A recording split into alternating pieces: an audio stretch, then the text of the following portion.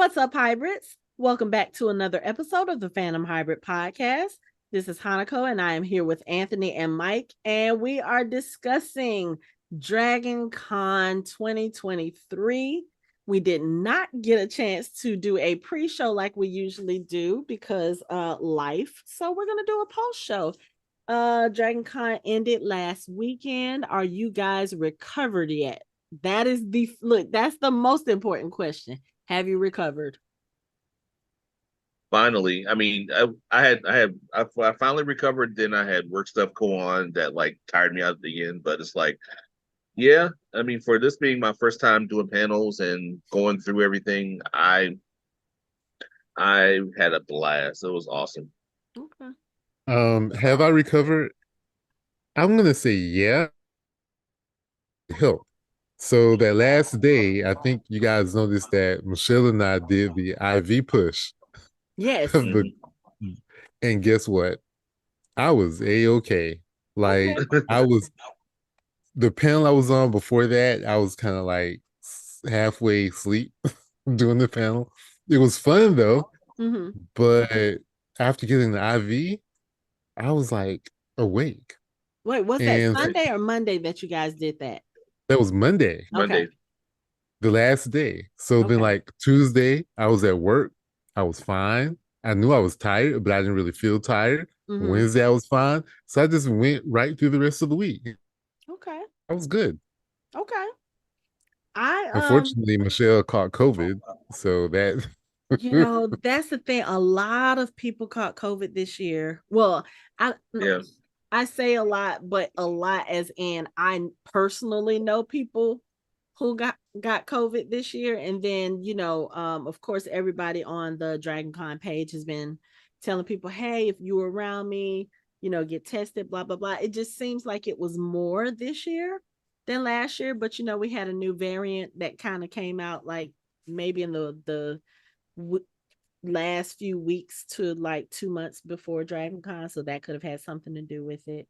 But yeah, Michelle got COVID. But is she feeling better now?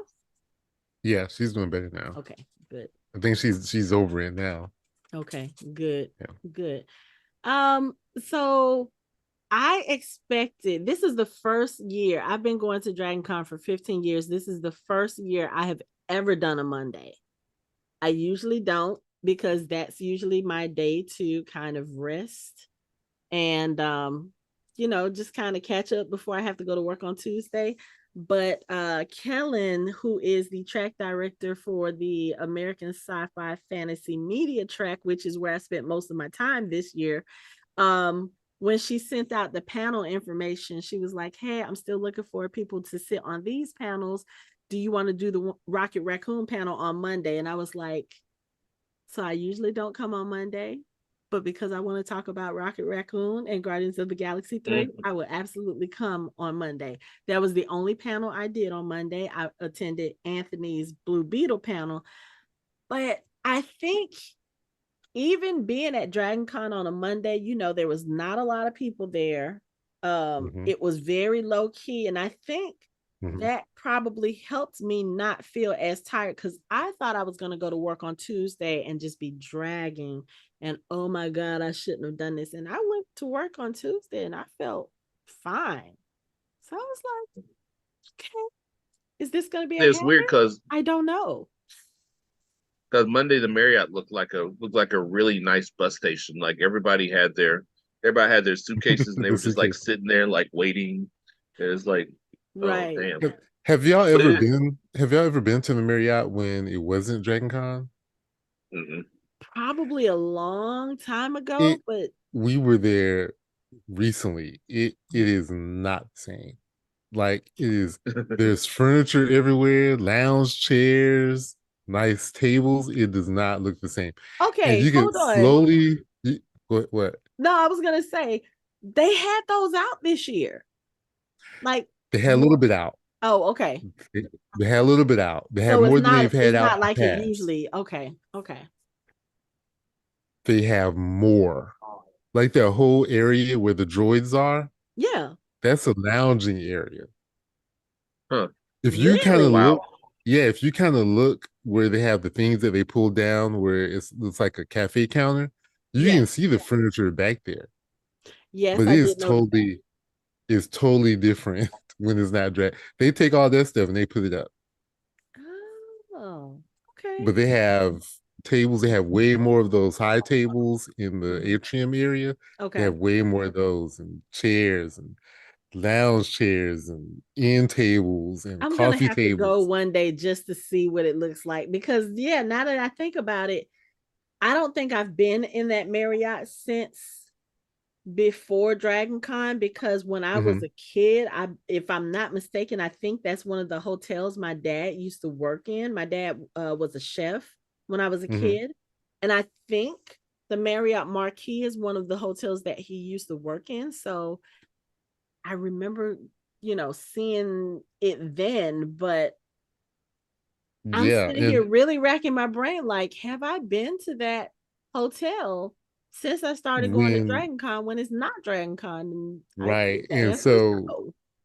I could see they had started to pull some of that stuff out, like to after after our panel, Right. after that 2:30 panel, you can see them Yeah. start bringing some of that stuff out Mm-hmm. because they started putting up all the barricades and all that stuff was gone. Oh, okay. Yeah. Yeah. It's eerie because every time I see people's pictures, and even, like I said, that was my first time being there on a Monday, just walking around. Like I was like, oh, okay, Monday I should be able to get some pictures of some cosplay. Mm-mm, Nobody took, Mhm. they were mm-mm. gone. I was They're like, gone. oh, okay. But it kind of lends itself to like a calmer experience for the last day as opposed to all the hustle and bustle. Because when I Mhm. say we were moving that weekend because Yeah. I did 11 panels. Mike, you did 7, right? 7. First year, Mike does 7 panels. And then Anthony, you did what? 5, Six. 6? Six. we Yeah. were we were on the go.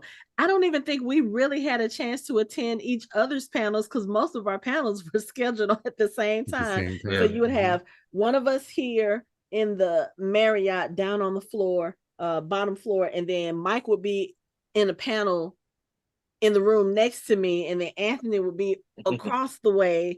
It was just one of those things. I was like, so we're gonna have to figure this out. We're gonna have to probably get somebody to come and record all of these panels because we Right. got, we got quite a few from Mike, thanks to his wife Yeah. Michelle. She was Shout out to the Michelle for being a trooper and recording everything that she went to with me. she Like, love you, baby. did. She did. Mhm. I She think did. I recorded most of mine, but my tripod started giving me problems. So I was like, okay, I guess I'm just gonna have to break down and get like some actual like equipment, which yeah, like spending that money, but you guys can donate to the podcast and we can use those funds to purchase equipment so that Oh, we can do that kind of just for stuff. the audience. She's not talking to me and Mike. She's talking No, to I'm y'all. talking to the audience. Yeah. Oh, yeah. You guys can donate to the Fandom Hybrid podcast on our website, and that helps us cover some costs so that we can continue doing stuff like Every this. couple of dollars help. It does. It really does. But okay, so let's start talking about the panels. First of all, first panel for me and Mike together was on Thursday night. We did the Supernatural Showdown panel, which covered the last 5 seasons of the series. So basically, Supernatural Showdown is each panelist gets a season. They have to convince the audience why that season was the best. Doesn't necessarily have to be their favorite, but they have to we have to be the ones to convince y'all, oh, okay, you know what, that might have been the best season. And I think, Right. Michael, you had season 11, so you were like right off the bat, right? First thing. Yep. Just Yeah, a because I trial by think fire. Yeah. yeah, because I think that was one of the seasons nobody really wanted to do, which when I started listening to you talk about it, I was like, why didn't anybody want that one? But I you know, know, because I mean, you know how much time I spent on that shit. Like, I yes, I was so, do.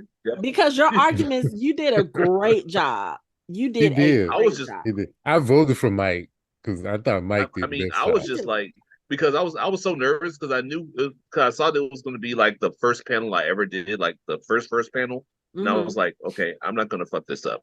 So it's like that's why I started the way I did because I was like, okay, I'm going to make this shit memorable. Like this shit's gonna...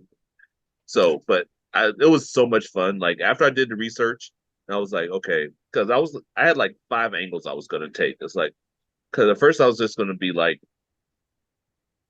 God centric, like just talk about it's God. God's here. God, God, God. Then I was like, well, I can't really do that. I got to talk about Amara. I got to talk about everything else going on with it. But it's like once I really, really researched, once I got back and started watching them again, I fell in love with Supernatural again because that season was fucking fire. And B, I realized that once I started feeling as prepared as I did, it's like I felt so prepared. I was like, okay, I'm gonna knock this out. Then I still kind of flubbed a couple things, but I was like, you know what? I'm good. I got through it. So yeah, it was. argument was good too. I liked your argument. But the thing with mine was because I haven't seen the later seasons as often as I have like the earlier seasons, because like seasons 1 through 3, I can say I've probably seen those like maybe 7 or 8 times all the way through. Yeah, I had the first 5 seasons on DVD. I watched those ad infinitum like all the time. Yeah. So I actually watched seasons 12 and 13 in preparation for 14 because I knew a lot of the backstory for my season, which was 14, took place in 12 and 13. So I was like, okay, let me go watch this. And then I started remembering stuff. And I was like, how am I going to talk about all of this coherently for 5 minutes? And I just couldn't do it because there was so like, I was trying to condense it to, I was like, okay, one of the talking points she wanted to do was talk about character development, of the characters, Sam and Dean, but also other characters. I was like, there is no way, because there's so much going on in that season between Sam and Dean and Jack and Cass and what happens with Mary. And there was just so much stuff. And I was just like, I can't do it. Let me just try. Was your season the season that Jack was in, that Jack was first introduced? No.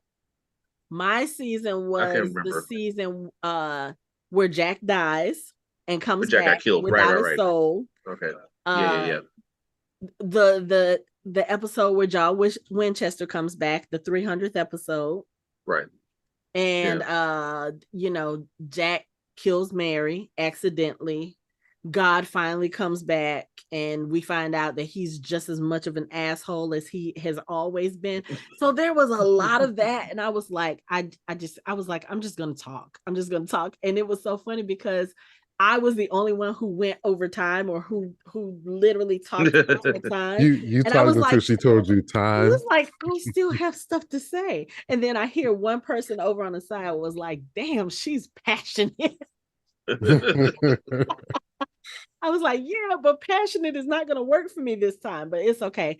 But because the person who actually quote unquote won this one, she was the one who did episode season 12. 15.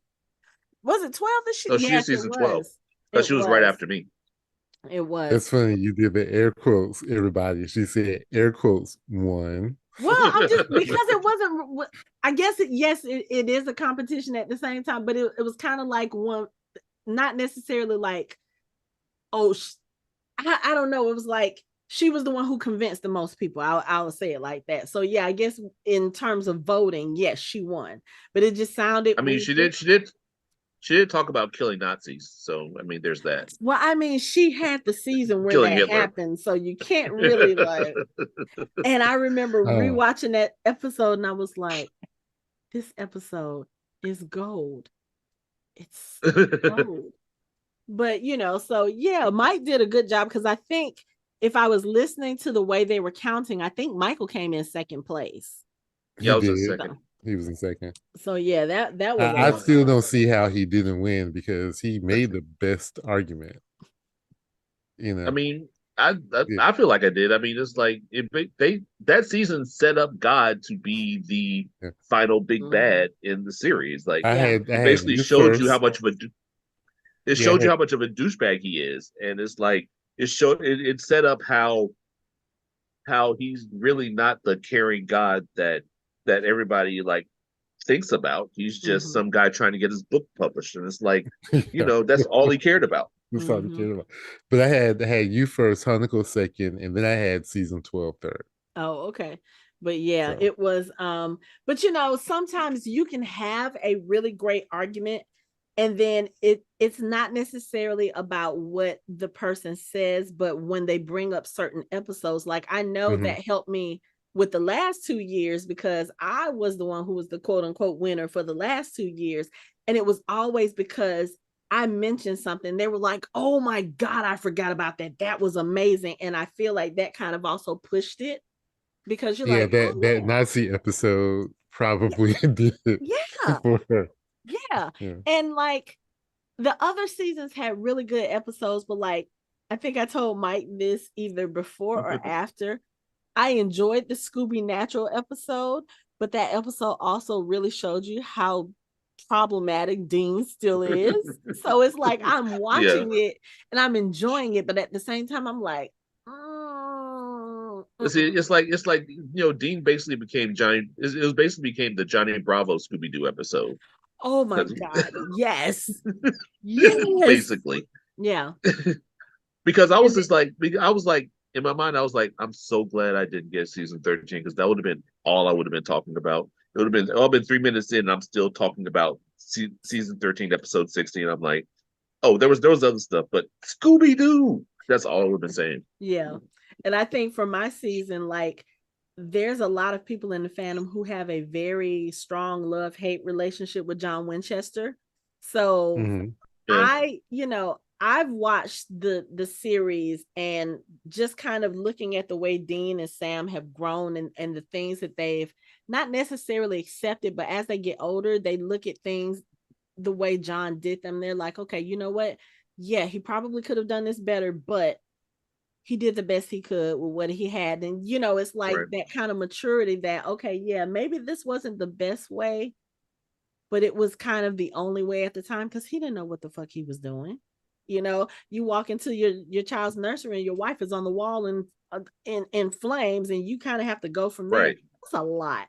So, That's a you lot. know, I always look at that from that point of view as far as like the boys understanding that John and who he was not, he wasn't a bad parent. He just didn't know how to do better. And then like Mary, Mary coming back and talking to them and like, no, John was a great father to you guys. It kind of tips the scales, but there are still some people who are like, John was abusive, he was horrible, and blah blah blah, and they don't like him. So some people didn't have the same reaction when he showed up. I remember when I watched that episode for the first time, I knew it was coming because they had been hyping up this 300th episode and we knew John Winchester was coming back. We just didn't know how.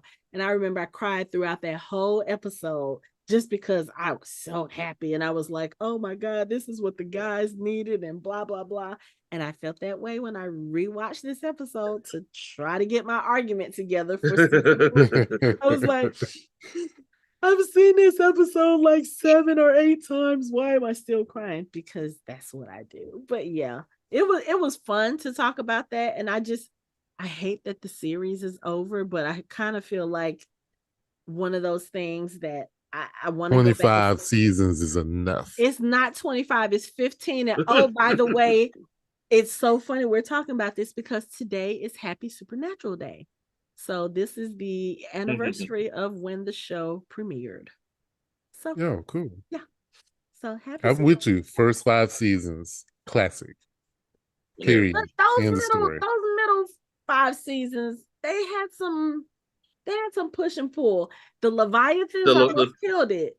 The Leviathan, yeah, It really yeah. did. I literally stopped watching after that. In the middle of that season, I was like, I can't do this. This is See, dumb. the No, funny The thing first no. is, 5 seasons, the first 5 seasons of Supernatural, you can package them up and say that if you wouldn't watch 5 seasons of one show, Mhm, the first 5 seasons of Supernatural is where it's at. yeah, The first Yeah, season of Heroes, the first 5 seasons of Supernatural, and like the 10th season of Smallville. Those are uh, great, great. Great I stuff. think Supernatural like started going down once Bobby died. It's like once you got rid of Bobby, it's kind of like They had some story issues back then because I remember I was covering Supernatural with Kat on Sci-Fi Party Line Mhm. podcast, and we both had gotten to the point where we were like, okay, you know what? I think I'm done. I'm still gonna watch it just because it's Supernatural, but I think they've run out of story. I think they've run out of steam.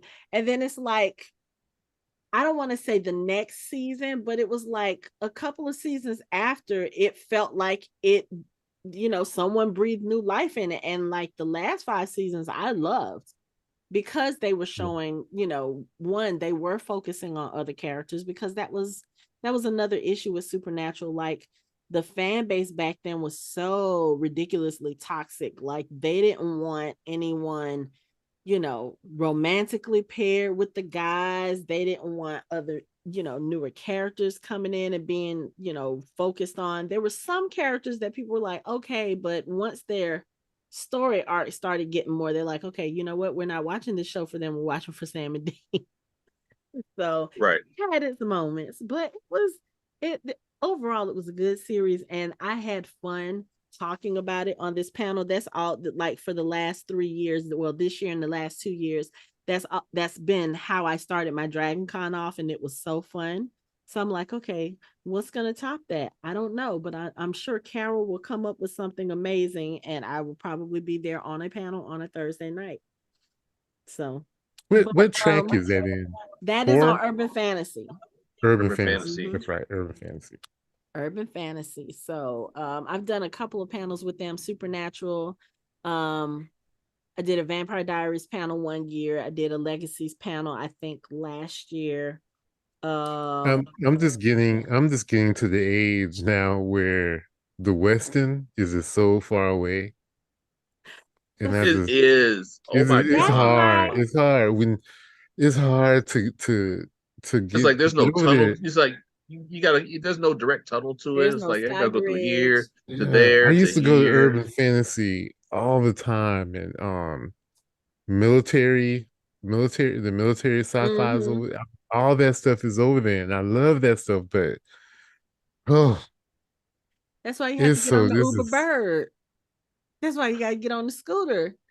I That's ain't what trying I to get hit. I was talking to Nick, and Nick and I were talking. I'm like, I'm almost going to make the Marriott home base, and everything is going to be there. Star Wars is there, American sci-fi fantasy media, American sci-fi, the classic is there too. I think I'm just going to stay there from now on. yeah. Most of my panels were there anyway. Yeah, Yeah, because of American Sci-Fi Fantasy. I think that's where most of all of our panels yeah. were on I those. had one in urban and I had one in Brit. I had one in Brit, and then the rest of them. Yeah, I think the rest of them were American Yeah. Sci-Fi. I think Yeah, I I think had all mine were except for Star Wars, which I was gonna be on like 3 or 4, but I had conflicts. So I can uh only do one. okay. I did one panel for the Brit track that was Outlander. They took over from alternate history. That panel. I did that one. I had the urban fantasy supernatural. I did tracks on the horror and apocalypse rising tracks for the first time this year. I did a panel discussing Anne Rice's the TV series for Interview with the Vampire and Mayfair Witches. That was fun because there were a couple of us on the panel that did not care for Mayfair Witches, and we basically voiced that, and we were told we were wrong. But Well, your friend, the person who I live with, who I'm related to by marriage, mhm. she came out of their panel saying we need to give it another shot. What, Mayfair Witches? Yes. I'm like, no. So She's like, yes. they were kind of convincing, but I was just like, so the storyline, like when season 2 comes out, I just want to know what's going to happen with this storyline. But the acting and the people that they cast, they could recast this show and start it over from the beginning, and I would not be mad. I will watch the exact same dialogue, the exact same scene, everything except for Carlotta. I think they had her perfect. And I actually liked Cyprian, but everybody else can go. They can go. And they can, whoever they cast for Deidre, they can put her in some decent blue contacts. That would be good, because the contacts threw me off from the beginning. I was like, did nobody look at this in post-production and say, oh, that's not gonna work? Like, anyway. You preaching to the choir. You preaching to the choir. I know. And it's so funny But because I when I was was told watching, we're gonna give it another shot. y'all, okay. All right. And then the other one for Apocalypse Rising, I finally got to do a Walking Dead panel, which was fun because y'all love to talk about Walking Dead. So that was fun. I'm surprised it's taking that long for you to get on a Walking Dead panel. Well, I am too. The first thing is, because of my schedule and especially the way it's been the last couple of years, like I haven't even had a chance to go to an Apocalypse Rising panel. I think I've done like maybe a couple of the celebrity panels, but other than that, I haven't really done anything on that track. And I think I used to go there all the time. That's in the West End too. Yes, right? It is now. Yes. I used to go to the West End a lot. Now I don't want to go anymore. But I had been to the Apocalypse Rising, the alternate, because wasn't alternative history was there, but I No, think it's moved to Sheridan. Alternate history was in the Sheraton. Yeah, in the Sheraton. Yeah. A lot over the, this was my 23rd year, so a lot of things have moved around, and they're not in the same places anymore. Yeah. But yeah. Anyway, because I'm sitting here remembering, like I said, I came in 2007, and I don't think the West End was a part of the conglomerate at that point. It's almost like I don't remember what things were like before the West End got added. Like, I don't remember. I remember when it got added, and I was like, "Oh hell no, I'm not going all the way over there." I remember us all having that conversation. Like, who is going to walk not just go 2 blocks or 3 blocks up, go up a hill. Go up a hill to get to the West. Nah. I don't know, but it was so funny for me because this is the first year that I did not set foot inside the Hyatt.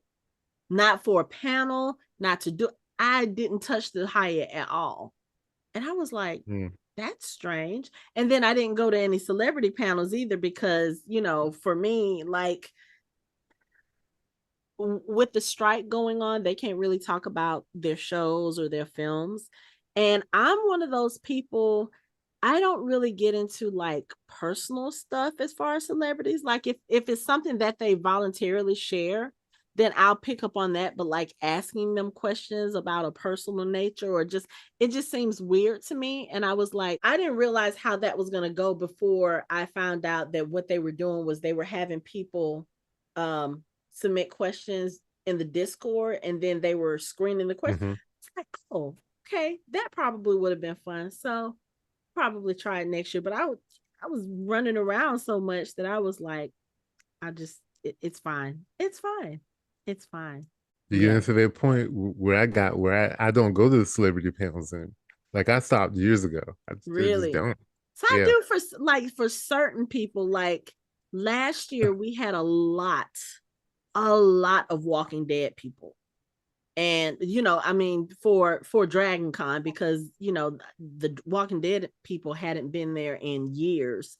The last 3 that I've been to, Billy D. Williams, Nichelle Nichols, and Stan Lee. Wow. Those were the last 3 that I've been to since Billy D. Williams. I can't remember what year that was, but I haven't been to a celebrity panel. Okay. I mean, but if those are the 3 that ended you going to celebrities, you're like, okay, you know what? You can't top this. I get it. I know. I think I tried to go to one of the Stan Lee panels one of the last times he was here, And that line was so ridiculous. I was like, no, Oh, it I'm was past. ridiculous. Yeah, Yeah, it was because it was one ridiculous. of those lines that actually went outside the Hmm. building and wrapped around the building like twice. Hmm. I was like, I'll Yeah. be passed out by then. I can't do it. And then, I was like, okay, I'll just wait until everybody gets a seat.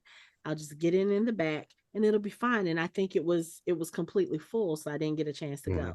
So I was like, yeah, no, Uh, that's not happening. That's another reason why I didn't even try to go to George Takei this year, even though that was like one of the ones I really wanted to do. But I also had scheduling conflicts. So I was like, I Yeah. think, I think our, I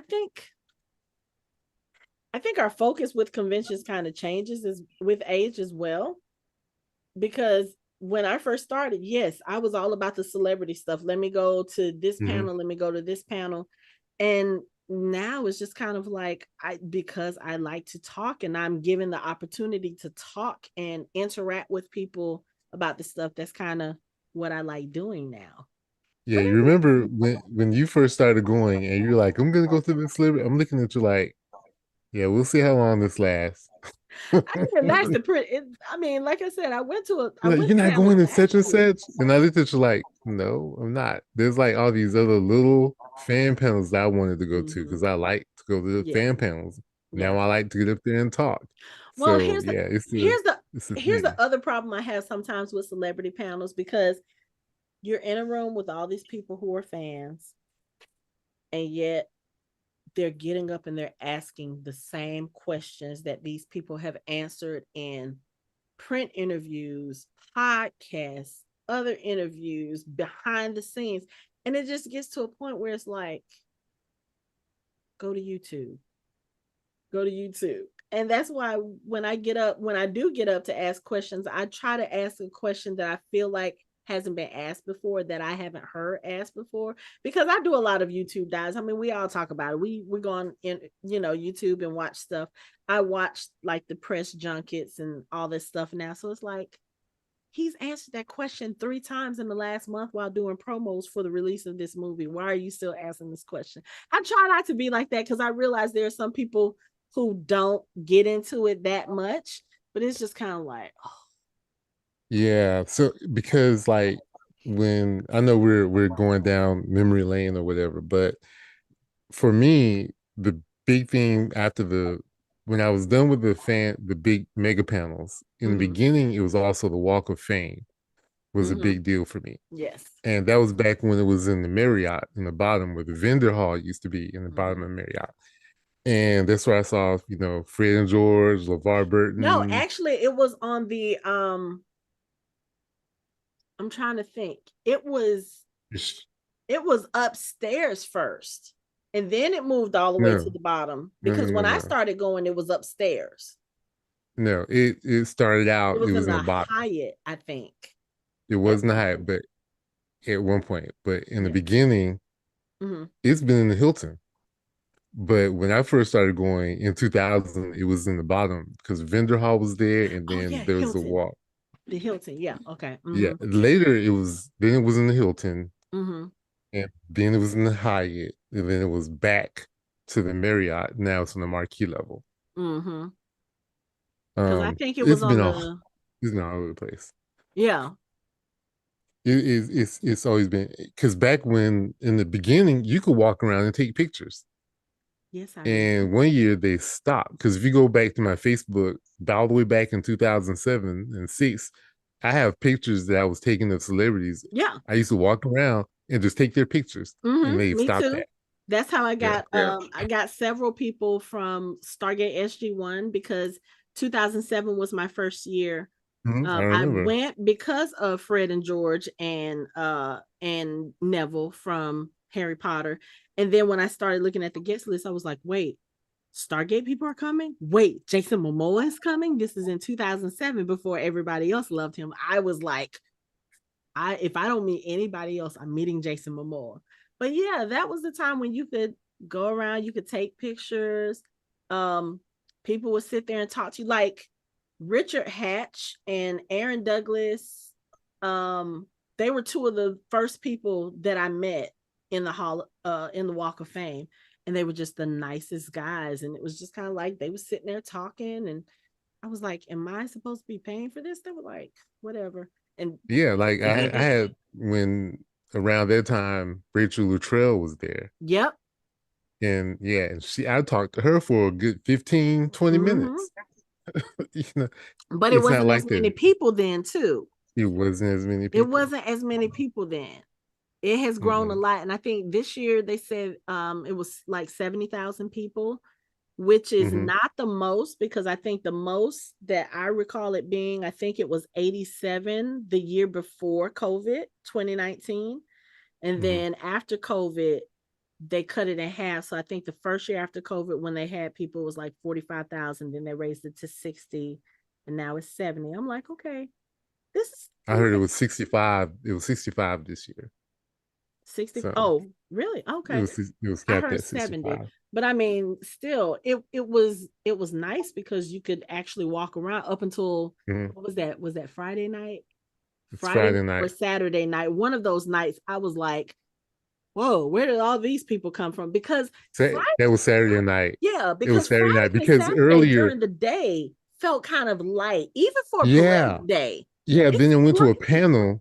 Then I went to a panel and came out like at 8 or something. Mm-hmm. And I was like, where do these people come from? Everybody came for the parties. That's what it was. They were like, man, we don't want the panels. We're gonna go come party. But yeah, it was Saturday was crazy.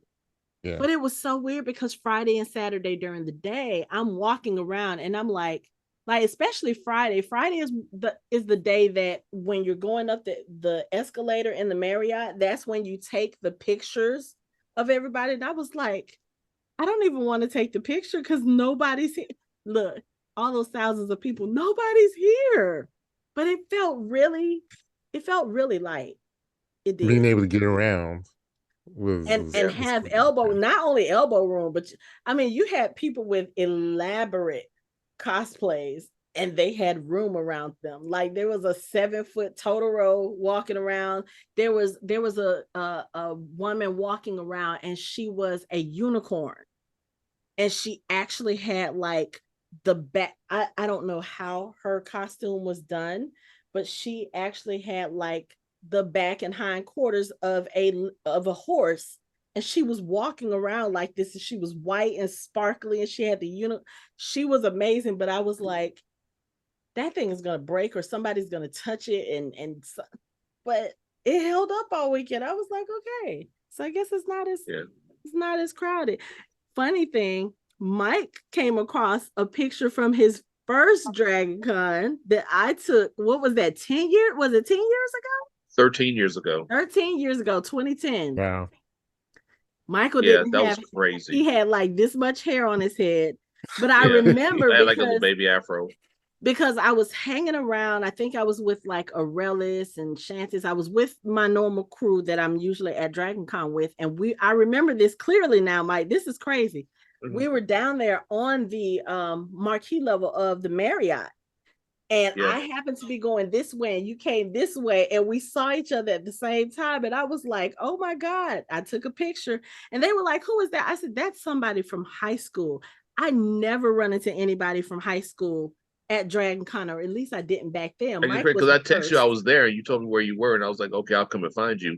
but And it was here you still come just walking like, out the door when I'm getting ready to go inside, and it was like, yo, right. this was Because with all those people, you're like, okay, I can tell you where I am, but you don't, sometimes you just don't make the connection because right.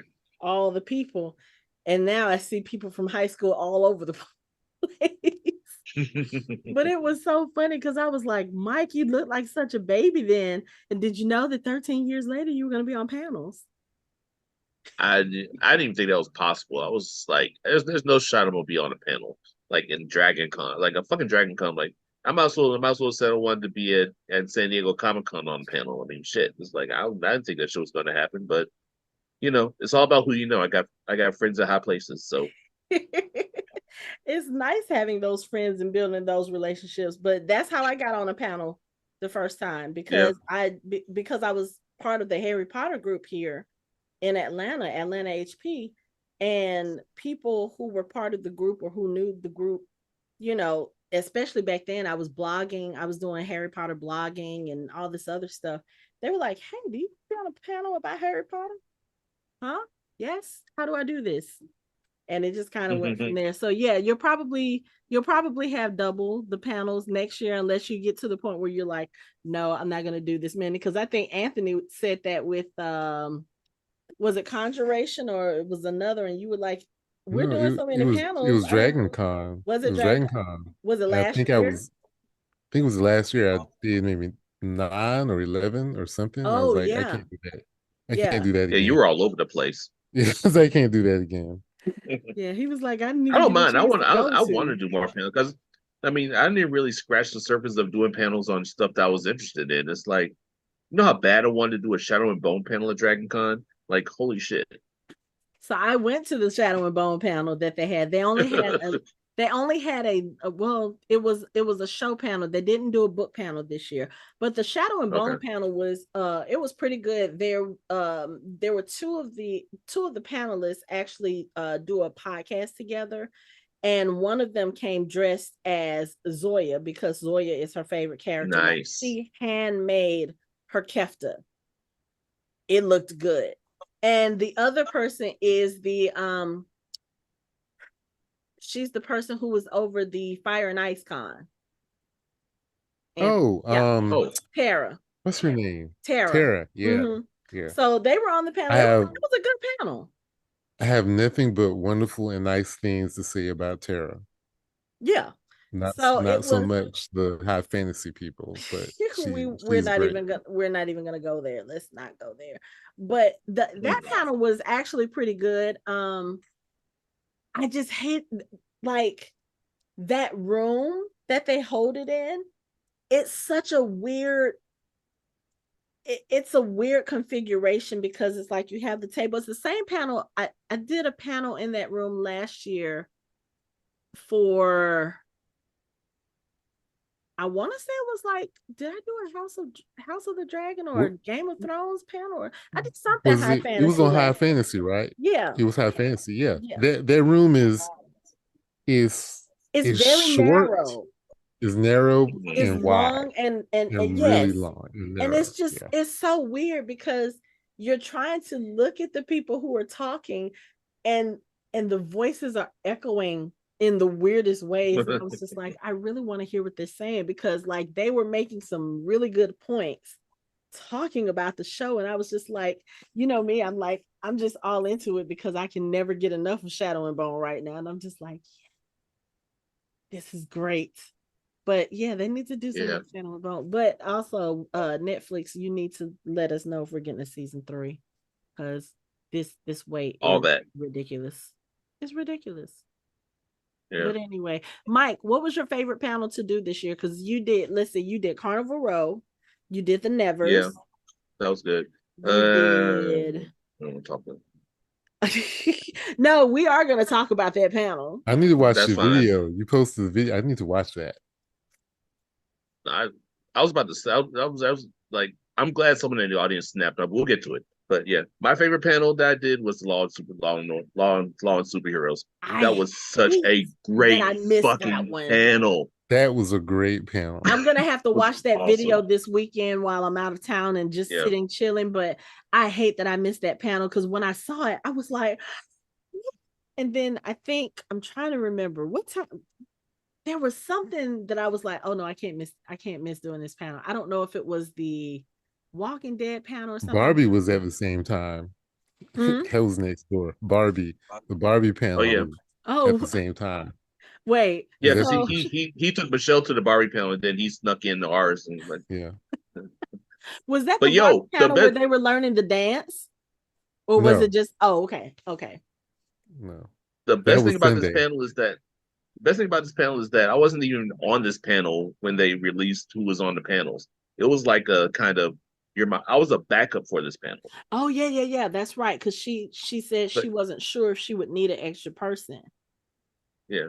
And it's like I had so much fun. Like that panel is textbook on how you want crowd participation from the audience participation because the audience was just ridiculous. I mean, it was so funny. It's like we had an assistant DA in the audience who was talking about the law. It was It was just like There were he just came out of nowhere. It was like I'm a DA, there were a lot of people in the like audience insurance who were people. there was an insurance defense attorney. Oh, There was a couple of paralegals. You had myself. I mean, there Yeah, were law enforcement people out there. Yeah, it was, and it was a packed room too. I believe it because I think yeah. didn't we like touch on that subject with one of the Marvel movies we were talking about, and we were like, just I'm sure we like did. how how do you like who pays for this? Who there were so many questions we had. I hate that I missed that panel, but I'm gonna watch that video. Yeah, Yeah. The it law. was gorgeous. It was outstanding. I loved that panel. But I have That found one that and superhero panels do get a lot of crowd participation. Mm-hmm. yeah, I actually like the one we did too. Superheroes The that didn't fly. That that could was y'all. That was a good one too. I that could have like been a 2 hour panel. the critic panel was good too. I like the critic panel that we Oh, did. the The yes, the pop critics. But it's so funny pop critic panel. because like I said, when I suggested that panel, and I understand what the track director was doing, she was trying to put positive spins on some of the panels that may have had like not necessarily negative connotations, but what I really wanted to talk about was the way that people are kind of, disrespectful or kind of put down, us nerds for liking Mhm. what we like when they like the things that they like and they have the same type of behavior, like let's say for sports, and I'm going to say sports because that's probably the most easily uh parallel thing. And I was like, yeah, this could be a 2 hour panel because people had a Yeah, lot to say about that one. Mm-hmm. yeah. That Okay. was fun. Okay, so And Mike, the super. Yeah. oh, go ahead. Go ahead. No, go ahead. No, I was gonna go into the nevers, but say what you were about to say. No, let's go ahead and go into it. Damn it. Okay, so And this the panel is the polar opposite of the law and superheroes one. Because I was just like, okay, first of all, complete full disclosure, I really like the Nevers. I thought it was a great show. mhm. It's just that the J Who Shall Not Be Named was the one that made the show. And yes, all of his little quirky things were in it. That's fine, whatever. I liked the show. So I was Mhm. like, okay, I'll do a panel on it, sure. But it was full. What I wasn't expecting, I was expecting more of people having a balanced point of view on it. Like, there's of course there's gonna be some people who like Josh Lee, but I was expecting there to be more people who were like, well, he kind of got what he deserved because he was a douchebag. You know what I'm Mhm. saying? But there was hardly any out of the 15, 16, close to 20 people there. Mhm. Other than me, there were like one or two other people who were taking my point of view. And that was just awkward as fuck. And I was just like, don't. I felt so uncomfortable talking about it because I didn't want to be the lone voice yelling in the wilderness that this dude's an asshole. You see what he did to Ray Fisher? He completely changed that fucking movie and ruined the fucking franchise. And it's like, and I tried to make this argument with someone because she actually started the argument by saying that, well, it's showbiz. Things happen in Hollywood. No, no, no. I'm like, he took over a movie and completely changed the plot. He completely made the main focus of the movie a sidekick. As she kept talking over me, she was just like, "It's Hollywood. You can't get that. It's Hollywood." Da da da. And there was a woman behind her. It's Now, was like, she a "Let panelist him or an talk." audience member? No, she's an audience member.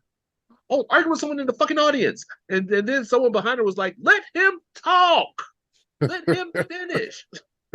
I did hear I was just somebody like, else. I can't remember who it was. Somebody else who went to that no, panel the guy that and was on the Blue Beetle panel, the guy that dressed up as Blue Beetle, was oh sitting next to me John in the yes. Paul. Nevers panel. Yeah. Yes, John Paul was sitting next to me in that panel, and he Ah. is like he actually talked. He was cool because he talked to me. He was like, I actually see your point, and I agree with it. It's like I wouldn't mind talking more with you about it because you actually have a valid point. And I Mhm. was like, okay, cool. But it's like when I was sitting there, everybody was just kind of like glossing over it and not really. No one came to my defense, and I was just like, I felt like kind of set out there, so I was just like, whatever. I would have I defended you, bruh.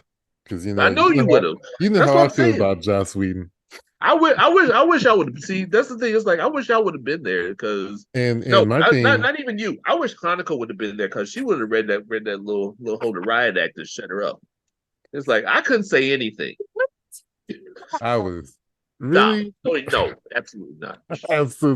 absolutely not. But I mean, the discussion was cool up until that point, but it's just like after that, it kind of spoiled me on it. I was just like, whatever. All right, fine. Yeah, so luckily we haven't had that kind of reaction in a panel. Like one of the things, this was also technically speaking, it was my second year moderating, but it was my first where like I had to come up with the talking points and control everything. And that was one of the things I said, especially at the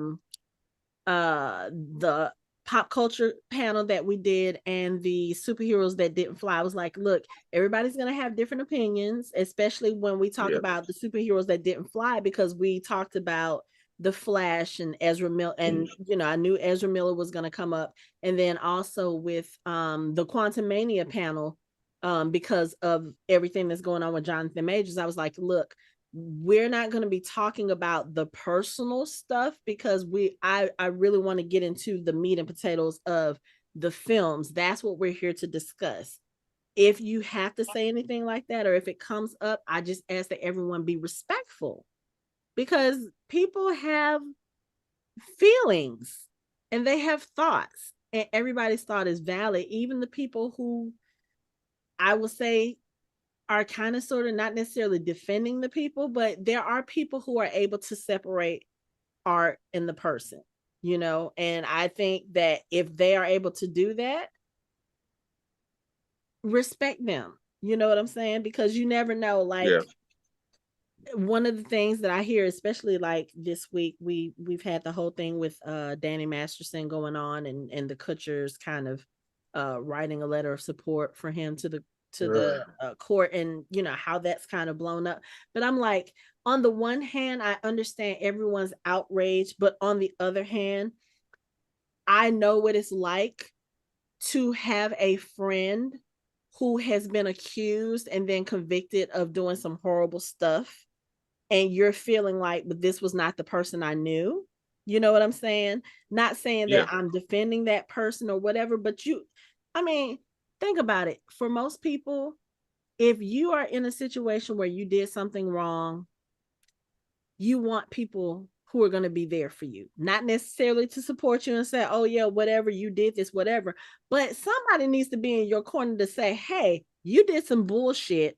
This is what you need to do to fix it. This is what you need to do to atone. You do need to still have people there who will do that for you. And I kind of sort of feel like that's what the situation is. But anyway, going back to saying, you got to have some respect when you're in this kind of space, when you're talking to people about these types of things, especially, not trying to be like, oh, well, she's just an audience member, you were a panelist, but still, there's a reason why you're sitting up there. It's because somebody respected your opinion enough to say, hey, I want you to be on this thing, to talk about this thing, and to start this conversation. And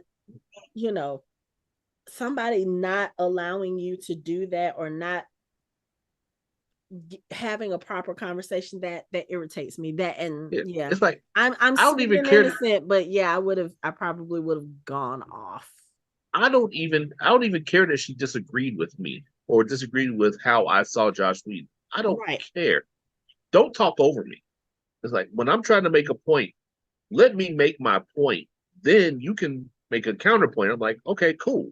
We can agree to disagree, but don't talk over me like I don't know what I'm talking about, or that I'm not actually saying what the fuck happened. Yeah, Josh Whedon we can took do over that the now. movie. He took over the movie and made the black guy a side character. That's what the fuck he did. Yeah. He discounted him. He treated him like shit through the whole process, and made him look like he wasn't as important as he should have been. That's the whole thing that he did. And that's documented and it's proof. And it's like, she just made it seem like, oh, that's just Hollywood stuff. You're wrong. I'm like, But there are some people I who feel like that because it's kind of like a lot of people put these celebrities on a pedestal and think that they can't do wrong. And the fact that so many are coming out and it's like they're garbage, it's kind of like, okay, you kind of see it that way also with people in your real life sometimes. Like, oh, I like this person, but they're garbage. Oh, they're a horrible person. That person's prejudiced. That person's homophobic. And you just kind of like, okay, well, you know what? That's people. It's just different when it's celebrities because it's wider known. But I hate that was that experience for you. But I do have a question about that because I only sure. saw, I want to Hold say I on, only hold saw on. the first. But before your question, Mhm. I just wanted to say, anyone who's been listening to this podcast, and especially Hanako, you know that my issues with Joss Whedon go way back before any of this stuff, right? So Sci-Fi a lot of Party times Line, we talked about Joss we Whedon go and all his the way issues back to Sci-Fi Party yes, Line. yes. Okay. And this is not his personal life issues, just him as a creator, producer, writer, all of Yeah. that. I have legitimate issues about his professional capabilities, Yeah. which is, I'm only saying that to say, I wish I had been there I because wish we'd been there too. sometimes people cannot separate how they feel about a person from what that person actually does. Yeah. And I mean, I'm not trying to mansplain here, but I'm saying she really needed someone to tell her, look, the dude isn't that good at what he does. He every once in a while he'll hit a home run. Michelle and I rewatched Avengers, Age of Ultron. That's a Joss Whedon product, and guess what? It's actually really good. The Yeah, things that both Avengers that he did were fucking phenomenal. yeah, I the love things both that of them. he do well, when he does them well, they work. Sometimes he puts them in things where they don't work, like Justice League. Stuff didn't work. The Nevers. Maybe it worked, maybe it didn't work. See, that's And the question I was going to ask because I think I've only there's a seen the question. first Yeah. episode. How about that So, segue? yeah. Yeah. so how was it? Because I know that if I remember correctly, I know that they got the show filmed and everything, and I think from that point on he took a step back from it, so he wasn't like actually there. He wasn't directing, he wasn't producing, he wasn't there interacting a lot. So were Yeah, some it's of like the more problematic things about him and how he works, did you see that or did you feel that in the show? And do you think that's one of the reasons why they decided to leave it or to not renew it, or was the show just not that okay.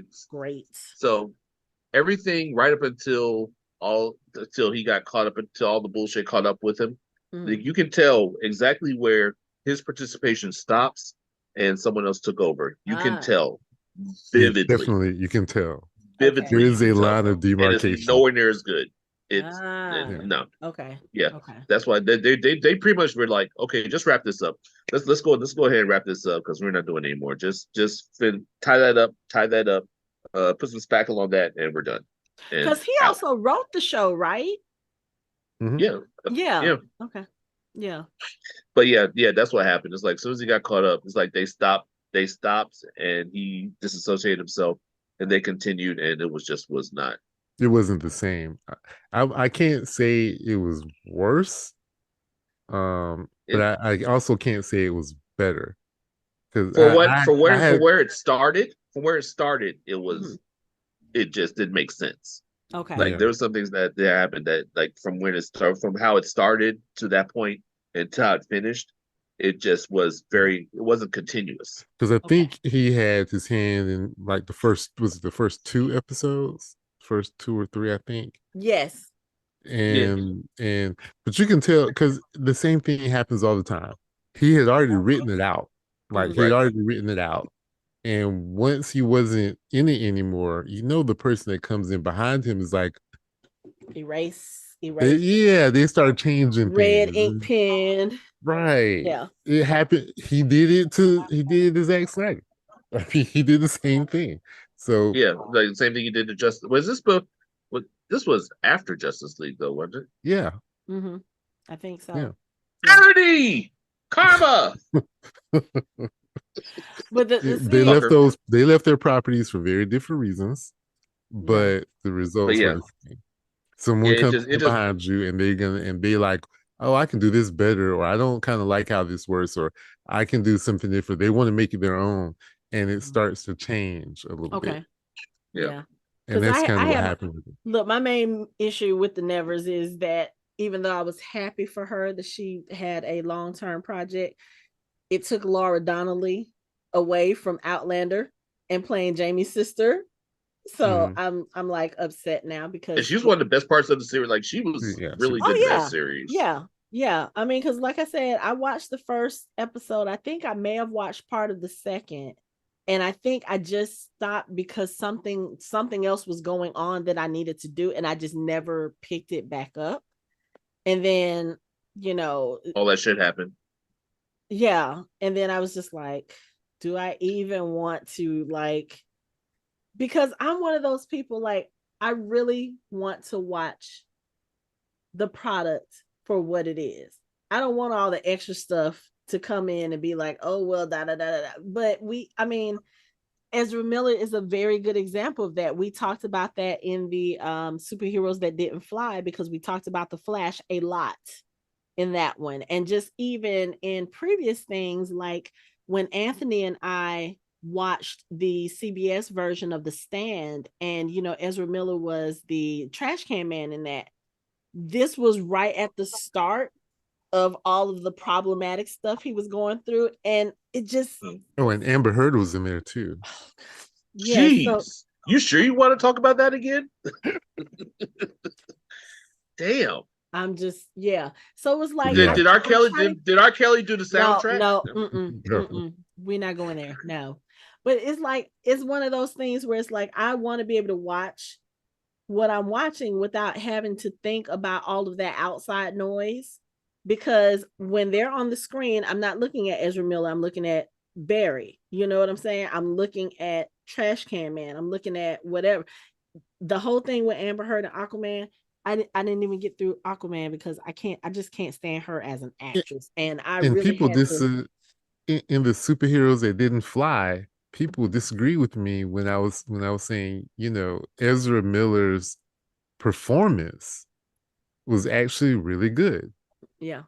And I heard a lot of But no, there are some y'all got to people, separate the even, stuff behind or but whatever. even before But all Yeah. of that, the way that he acts, his acting style, people have always been on one side of the fence or the other about it. I mean, with the person being a wallflower, with oh, what else? Fantastic Beasts. It's like the way that he portrays some of his characters, like I feel like they work in some instances, and in others they might be a little bit off-putting.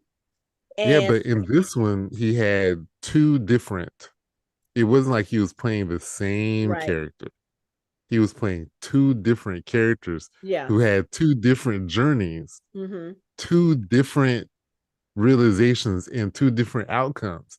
It was as if it was two different actors. And the same level of chaos all across the board. Right. But I liked it. I really did like it. So I agree with and I you. think and I understand that a lot of people did, but I still believe that some people have all that, like you said, the other noise going on, Mm-hmm. and Yeah, they can't separate the art from the yeah, artist. yeah. And because I mean, the movie to be has a whole honest, the movie has a whole bunch of problems. a That is bunch of clear. problems. That Two is clear. words: It ain't very baby great. It's not very shower. good. But we're not gonna What? relitigate this, Two baby words: shower. baby shower. That I We almost not turned it off. we're not The gonna first really part of the movie, okay. We're not gonna Oh, relitigate this. We're not. I almost turned it off. But it's like, but no, Um, I agree. I actually agree with you because for someone, I don't think people understand how hard it is to play two different characters, like mm-hmm. separate characters, and make them different instead of just playing the same character the same way. It's like the way he played the younger Barry was just like I was like, that Yeah. shit's crazy. Like Mm-hmm. he did a real I mean, he did a good job on it. And there were a lot of good performances in the movie, but like you said, he wasn't the problem in the movie. He was definitely not the problem. Yeah. It was a lot. Yeah, it was a lot of other Um, stuff. But I mean, like I said, segue my that superheroes that didn't fly panel that could have been that could have easily been a 2 hour panel, yeah, easily, that because we didn't even that touch the was surface. yeah, that was one of my favorite ones, Mm-hmm. but I really enjoyed the Blue Beetle panel. That panel That was was a very good fun. panel. That was really good. Um, That was a lot of fun, Yeah. it was really good. and it's still, it does bother me that it's not doing as well in the box office as it could be. And I think because a lot of people are like, oh, it's a DC movie, it's going to be bad anyway. And I'm like, Yeah. no, y'all have to go watch this movie. Like, Mhm. and I said this, Black people, you need to go and watch this movie and support this movie, because there's so much about that Latina, Hispanic culture that they touched on in the movie. And I was like, yep, that's a Black household too. Yep, that's a Black household too. It was just, it felt so much like a movie that I could relate to, even though I am not, of that heritage. But also the acting performances, like George Lopez. I have an Amazing, uncle like that. That's literally one of my uncles. amazing. Yeah, that I was one one of my word, uncles, kind of, that the behavior yeah, piece. Now the Yeah. whole genius and you need to be on this, I Yeah. don't have that, but just watching him navigate that, and just the reactions when everything happened to Jaime with the scarab, and it going up wherever it went up to to encase him in the suit, like all of those reactions, the thing with his family, Nana's reveal, just everything about that movie was so good. And I'm so sad more people aren't going to see it. But y'all, okay, first of all, to come to that panel and see Jean Paul dressed In full gear. That was dope. in the Blue Beetle yeah. costume, that was cool, because I want to say he may have been the only one I saw that weekend. I know there probably were maybe a few more, but he was the only one Yeah, that he was I the only saw. one I saw. Yeah, So, yeah. I He think was I saw great. I think I saw one. I think I saw one newer one somewhere, one or two. Yeah, okay. I might run that across them. that that was a great panel. I was glad I was a part of that. That was Mm-hmm. really Yeah. really fun.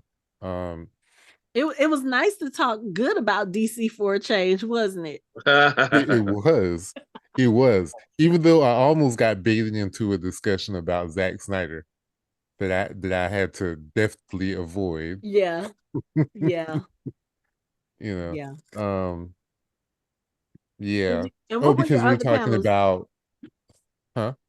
I said, because you did what other panels? You did Blue Beetle, you did Um, the I superhero did one. the superheroes that didn't fly. Mm-hmm. Um, the we talked about. I was on a Quantum Leap panel, the new Quantum Leap, Oh, okay. How did which that was a go? good. Oh, cool. That was a good panel. Okay. That was a good panel. We talked a lot about the comparisons between the old one and the new one, Oh, okay. and it was nice. It was nice to talk with people who have seen it Mm-hmm. and who've also seen the old one and sort of have the same issues with it I did, but we all liked it. I mean, it Right. was really good continuation of the story. Okay. That was fun.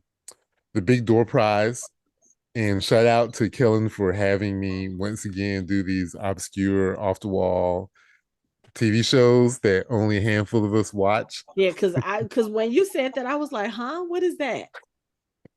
I didn't know. It's a And cute little and show. Michelle made y'all t-shirts. Yeah, she made us t-shirts. Yep. It's a if you Where can I haven't watch seen that show? it's it's on Apple TV. It's Ain't Yeah. getting no more damn streaming services. Shit. that's a That's why I'm reaction. actually I'm actually hoping against myself that they don't do a Discovery of Witches spinoff, which means because I'm gonna have to get AMC Plus again. Shit. You will. But my other favorite panel was in the Star Wars track. I did an Andor fan panel for the show. You talked about that panel a lot Yeah, last weekend. because first of all, it was a packed house. Mm-hmm. Two of the panelists have a podcast, and we have a YouTube channel where they talk about Star Wars Explained, Oh, okay. which is a pretty popular podcast. And but it was a fun panel. It's really good to have crowd interaction. So when I said that because people were like Rogue One was their favorite movie, I was like, okay, beginning of the panel, I got to get this out, put it on the table so everyone knows where I'm coming from. Rogue One is not my favorite. As a matter of fact, it's my least favorite Star Wars movie. You would have thought that I had killed a How did cat you on survive? stage. How'd you get out of that room? But it helped people understand where I was coming from when I talked about Andor, because that's like my favorite Star Wars show. I still haven't seen It's it all yet. amazing. So I You know. don't need. It's not like Ahsoka. You don't need any background at all. Okay. There are no Jedi. There are no clones. Mm-hmm. It is straight up regular TV show. Yeah. And it was great. And it was a really, really good panel. Probably one of the best panels I've been on since doing panels at Dragon Con. I was gonna say, have you done Star Wars panels before? This was my first one. Which is so weird because you are such a big Star Wars person. As you know, Hanako, there's some tracks I know that's very difficult to get into. I know. But the track director, I met her at, it was either Nerdy Gras or ATL Comic Con. Can't remember. Oh, okay. I think it was Nerdy Gras. Okay. And so her, Darren, and I talked. And she was like, "Oh, if you are really into Star Wars, I may have." And so that's how I got on the Star Wars panels. Very nice. Good to know people in high places. It does, and it was interesting because after that panel, everywhere I went for the rest of the weekend, hey, you're on the Andor panel. That was a fun panel. I'm walking through the art gallery with Bailey. Hey, you were on the Andor panel. That was a fun panel. That was on Sunday. It just kept happening all the way up until Monday after that. So yeah, that was a great panel. I like it when it happens. I'm actually kind of infamous. Like I think like a couple of people recognized me from the Nevers panel. I was like, oh, thanks. But I actually had a lot of people recognize me from the law panel and the law superheroes panel, because it's like, and I actually got a lot of people because I had the little placard. Shout out to Anthony and Michelle for making the placards for us to put next to our name tags with the QR code on it. Yes, those are dope. Because I was trying to do it right before Dragon Con, and I was like, I am not this creative. Michelle, hey. Because I think I had a few people come up and scan the code to like hit the website after that. So yeah. Actually, a couple other panels. What other panels did we? The reason why, one of the reasons why it's like significant is you realize people go to a lot of panels. Yeah, they go to a lot of panels. They do a lot of things. It's a huge weekend, and for someone to recognize you from a panel from 2 days ago or 3 days ago, that's a pretty big deal.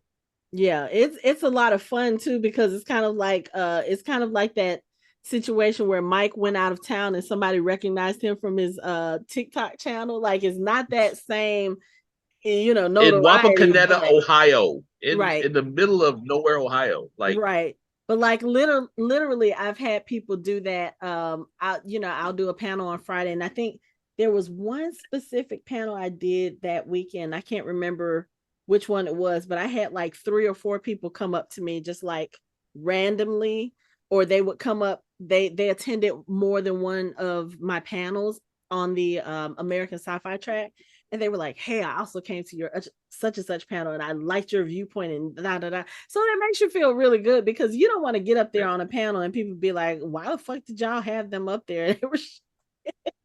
You don't want to have that, but it's nice to get feedback like that. And there were some people who in the last couple of years, not just at DragonCon, but also at Conjuration, like they started listening to the podcast because they heard us on panels and they were like, hey, I like your vibe. I like the way y'all, y'all talk about things. And I like your viewpoint and stuff like that. So that's a lot of fun. I'm trying to think. Favorite panel for me this year. I want to, you know what? I moderated a boys panel and it was talking about Oh my Homelander, God, that was Billy Homelander versus Butcher. that Billy. was so good. That It was was good, good. That except you definitely had could have been another 2-hour panel because we could have talked for an hour about Homelander and we could have talked for another hour about Billy Butcher, before I get Yeah, all the way that was off. the bad thing about that panel was there was like 15 minutes left and you got to and you Billy had to Butcher. go. It's like, I was so I felt I was like, oh man. oh yeah, that was at the end. Right after you were like, okay, now it's time to talk about Billy Butcher. And like Right. 5 minutes into it, Hanako was like, oh, I gotta go. Over some bullshit. We'll talk about that. Over some bullshit. I got called away for a quote unquote emergency that really wasn't an emergency. It was just people not understanding social cues and thinking. yeah, but the Homelander discussion was really, really good. It was really Yeah, good. it really was. And I was like, it's one of those things that makes me miss this show because it's been, even though it hasn't been as long since that show ended, but it's probably going to be another year before we get the next season. And it's kind of like there's so much meat in that show aside from the surfacey stuff, like really digging deep into those characters to understand why they're doing the things that they're doing. Like we talked about this on the podcast because The Boys is, for those of you who are new listeners, The Boys is one of the shows that we cover on this podcast. And last season, we had that conversation. I was like, I really feel like they're trying to make me sympathetic to Homelander, and I'm not having that shit. I'm not. But You I said that. feel That the was funny. pull. I feel them trying to be like, okay, well, you know what? Yeah, he's shitty towards everybody else, but he's actually genuine about his son. I really do feel that. Thank you for coming over to my side. That's what I said on the podcast. Thank you. Yeah, I feel actually listened to validated. that podcast last week. I was like, yeah, you were fighting it hard, but I mean, and I still don't want to. I'm not like so. I have certain characters where you see them start off as bad people, and then you kind of see their path to redemption, and they're actually doing the work to do it. We saw it with Theon Greyjoy in Game of Thrones. I see it with Negan in The Walking Dead, although that is a very hotly debated topic. But like with Homelander, you only see it when it comes to Ryan, but everybody else, no. But the thing about it is, the people on the show or the people in his community, they know he's trash. They know he's full of shit. They know he's a horrible person, and they are embracing it. And I know that's supposed to be a parallel to like reality, a political commentary, but we are not going to have that conversation right now. But that, when I say that, that panel could have gone on for another hour. It was so good. So that was one of my favorite ones. The Rocket panel was good too. I wish I would have gone. I think people in there were crying. I mean, what was it? Because boxes. And I'm so mad I did not record that panel. That was like one of the very few panels I did not record, and I'm so mad. When was that panel? That was Monday. Was that panel the same time as my Nevers panel? No, that was Monday that was the 2:30 Monday panel. I think you guys. Oh, that's right. Michelle had some family stuff to do and we couldn't stay. Yeah. Damn, I wish I would have. I'd kicking myself for missing that panel. And that was like almost a packed house. I've never been to a panel on Monday at the end of Monday, right? Before, because 2:30 is the last panel for across the board on Mondays, isn't it? Mm-hmm. So, and I've been to maybe 4 or 5 Mondays. Okay. And I've never seen. I was so surprised. Not even the mega, like not even the celebrity panel. I went to a Kevin Sorbo panel, and it was like 15 people in there. But it's Kevin Sorbo, so that would be why Imagine there's that. 15 people there. But anyway, How but many? yeah, Yeah, whatever. it was a good It was a one. And Monday. like I Now, said, come on, it was a Monday. anytime I do I've been doing Marvel You had a panels late flight. now. Sorry. But anytime I've done a Marvel panel, and I've done Marvel panels now, I think this is my third year. Those are always some of the best panels. You have the most passionate people. You have the people who are also like the comic book readers, the ones who are the OGs, and then you have the ones who are like me, who are just the show only. And going back to what you were saying about your other panel, Michael, it's one of those things where people will have their say, and they're very respectful, they're very passionate, but you get a lot of dialogue, and you get viewpoints from audience members that you didn't even think of, as far as Right. these characters. And they're always some of my favorite panels. Like we did one I think it was last year or 2 years ago, about the Falcon and the Winter Soldier. That still remains one of the best panels I've ever done. It was so good. So this one, talking about Rocket and just talking about his friends and his family, and how Rocket is the main protagonist and not Peter Quill, even though some people were still saying Peter Quill. But I mean, just having all those conversations, I was like, yeah, we could totally do, like, we could do 2-hour panels at DragonCon, because the content is there, especially for a lot of them. The content is there. I understand why they don't do it, which is fine, but that could have easily been a 2-hour panel. Yeah. That was great. And it was such a great way to end DragonCon for me. Like, to have that panel and to have all of that participation. And even after the panel, people were coming up to the table, wanting to just like give their opinions, or if they didn't get a chance to say anything. Or it was just one of those really great panels. And I enjoyed talking about that character, because when, especially me with no knowledge of his background, when you watch the first Guardians of the Galaxy, you're like, oh, this is just an asshole character. You just think he's just going to be the asshole character. And then by the end of the third film, you're like, he's a person. Damn it. I don't care that he's a raccoon. He's a person. He has feelings, and he has trauma, and he has love, and he has all of this stuff rolled into this nice furry package that likes to steal people's prosthetics. But Right. it was, that was one of my favorite panels. He's a complicated man that no one understands but his otter. But his who? Did you say his otter? daughter? Oh, Otter. I said daughter. I was about to be like, wait, hold up, where do we get that from? So, and then the Walking Dead panel, because just anytime I can talk about the Walking Dead. Walking Dead. Yes. Yeah. Yes. So that was a lot of fun.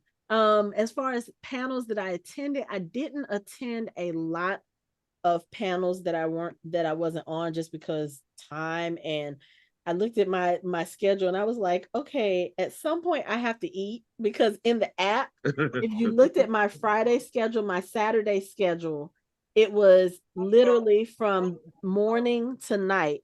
I had back to back to back to back to back to back to back. And I was like, I have to eat at some point.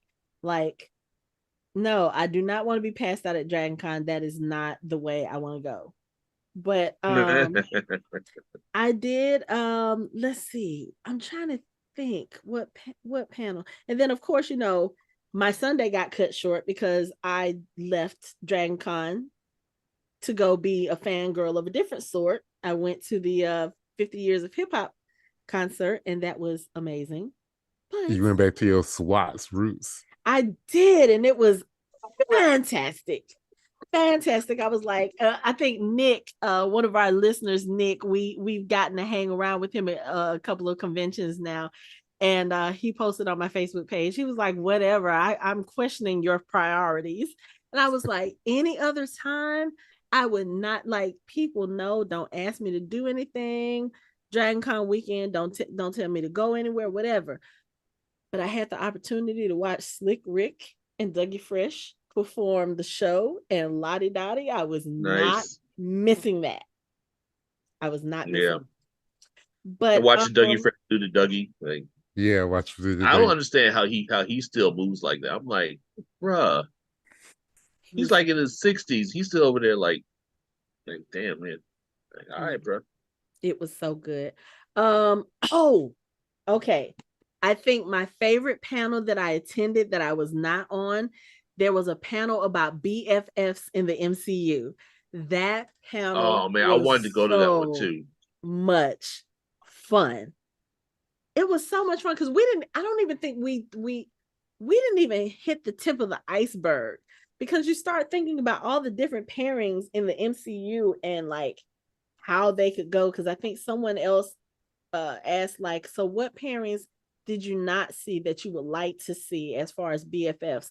I was like, I really want to see the progression of Yelena and Kate Bishop, because I think that would be a great friendship. And I think somebody else said, who did they say? They said, was it Yelena and Wanda? And I was like, I don't even know how that would Wait, work. was I at that? I don't think I think I you feel were like at that one. 'cause I think I said that She Hulk and her friend if they were You the did. baseline for. Yes, Okay, I you was there. did. Yeah, yeah. You did. She That Hulk was a and great panel. Yeah. what's her name? And Gina? No. What is She Hulk's best Ah, friend's name? I can't remember. Okay, but yes, it's not Gina, those but two. I'm like, yeah. And I think people talked about Wong and what's her name? Madison. Wong Madison with the Y, but not what you think. Why not Wong and Emil? They were Yes, tight. someone mentioned that too. So yeah, that was another panel that I feel like, okay, we could probably do that panel every year, and you would get totally different results, You because know, yeah. especially because Marvel keeps coming up with stuff. So that Yeah, would because be I brought up Wong and Strange. Yeah, okay, yeah, I remember now. Okay. yes, you did. You did. Because it was Strange finally gave him his props at the end. Yeah. Yeah. So yeah, Okay, that okay, was, okay. I think that was probably my favorite that I attended, that none of us were on. That was a fun panel. Like that could have gone for 2 Who hours. was That on could have that gone for panel? more. Was anybody we know on that panel? No. People that we know Okay. now, but Right. let me see. I don't, oh yeah, actually, you know what? Allie. I know Allie. She was the moderator for that one. And then Yeah, okay. Davy or Snipes, Oh, I've done a I've been on couple of panels with panels with him. him. Yeah. He's great. Yeah. Yeah. Yeah. So let's see. What else Was can we talk about? who was Dragon. the guy what's his name? The dude, he was real funny. And he was Ken. on the panel. How to Ken? I think, Hadouken, yeah. yeah. So Hadouken. he Yeah. does a podcast. And oh, my mind just went blank. But he does a podcast, and what they do is they talk about the bad stuff. They talk about the stuff they don't like. And I was like, oh, I bet you that is hilarious. I'm gonna give that a listen. But let's see what else. Dragon Con best cosplay that you saw, and even better yet, best cosplay that you didn't see but you saw pictures of or video of. The best cosplay I saw Mm-hmm.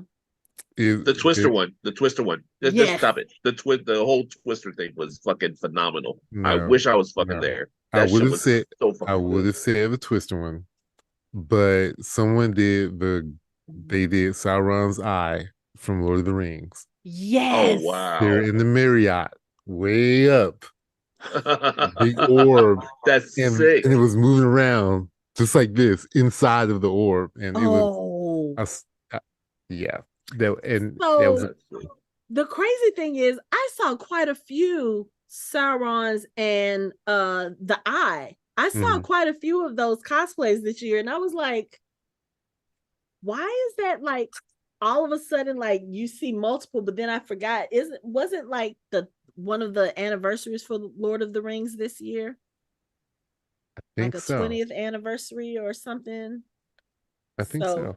yeah, there was a couple that cosplayed, and he was Sauron, and his girlfriend, wife, partner, whoever, she had on like a black dress, and she had like her headpiece kind of looked like Wanda's headband, and then you saw the eye in the middle of it, and I was like, oh, that's a cool cosplay.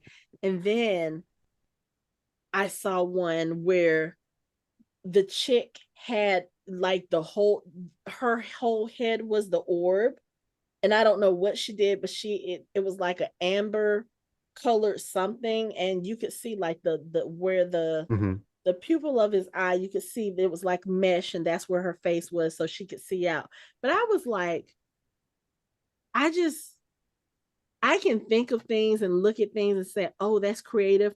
As far as getting from that, like, how would you think, okay, yes, this is what I'm going to do, and this is how I'm going to do this cosplay? I don't have that creativity, and I wish I did, because people come up with some of the most creative costumes. I don't know if you saw the one, there was a cosplayer, and she was like the musical piece from a music box.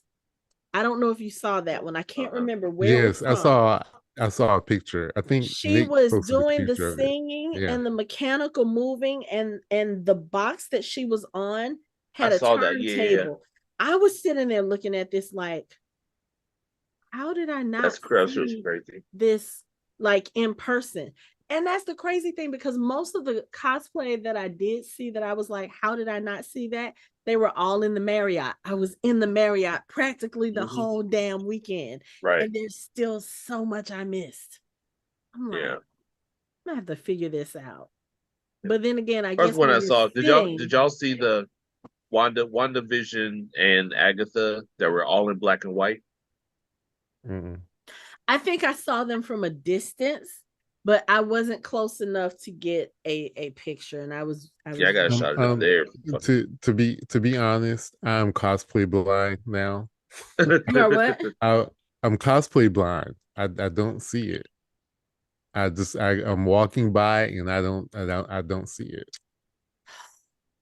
You know, I just don't. You just been doing Yeah. this for too long. Too long.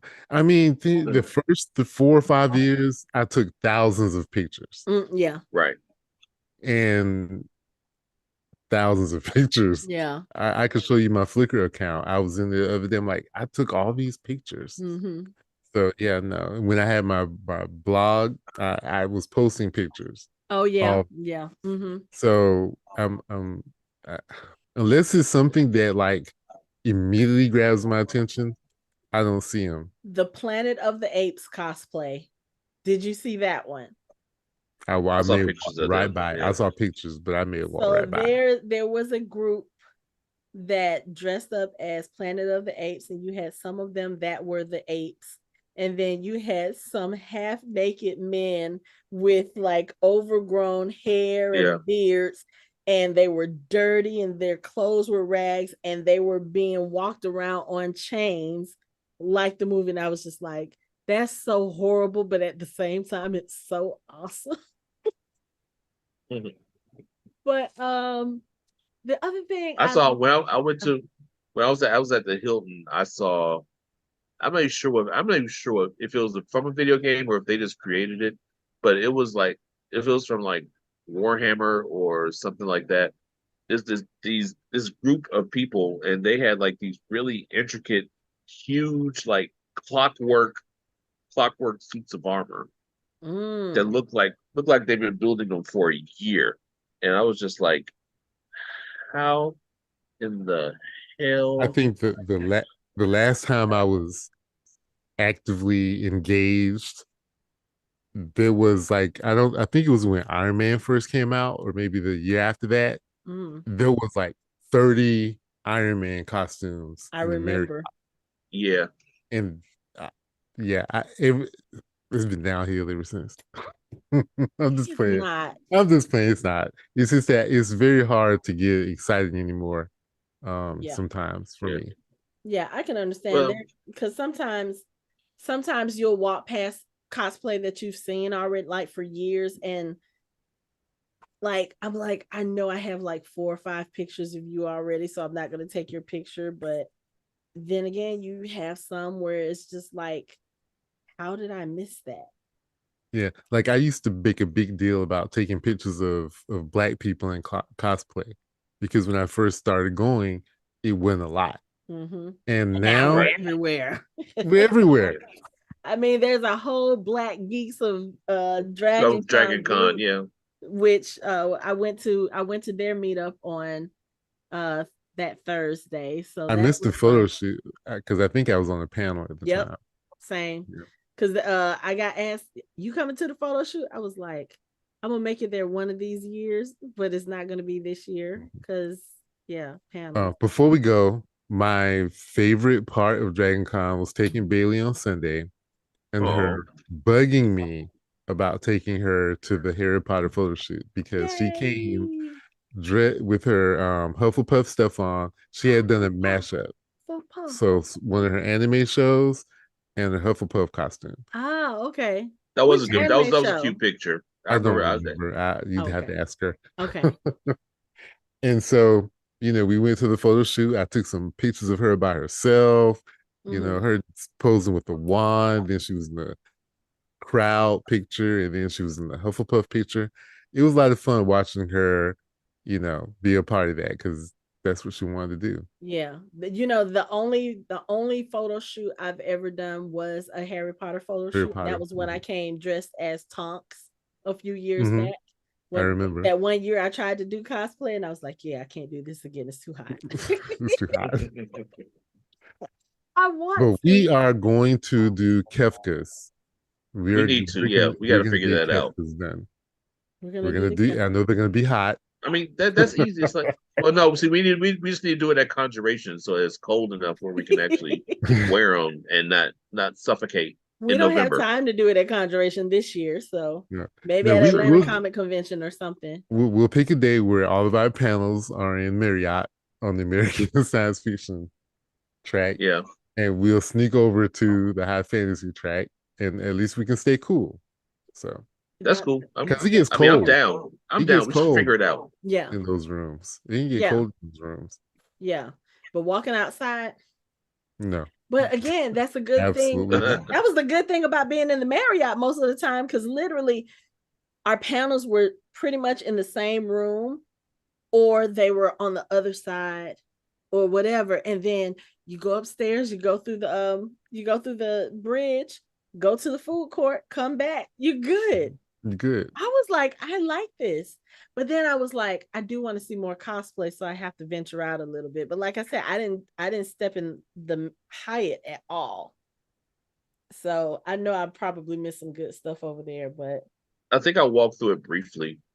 It was it was a little more crowded than everywhere else was The because like science fiction writers track is in the Hyatt, oh, okay. and Okay. that's a really, really, really good track.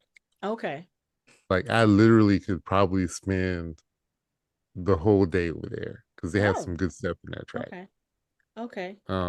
The writers track is there, and the art gallery is in the Hyatt as well. Okay. And Okay. it's always cool to walk through there. Okay. I think the only other thing we didn't talk about was the vendor room. And I will say this. So was it early Saturday morning, because I rode in with Anthony and Michelle Saturday morning.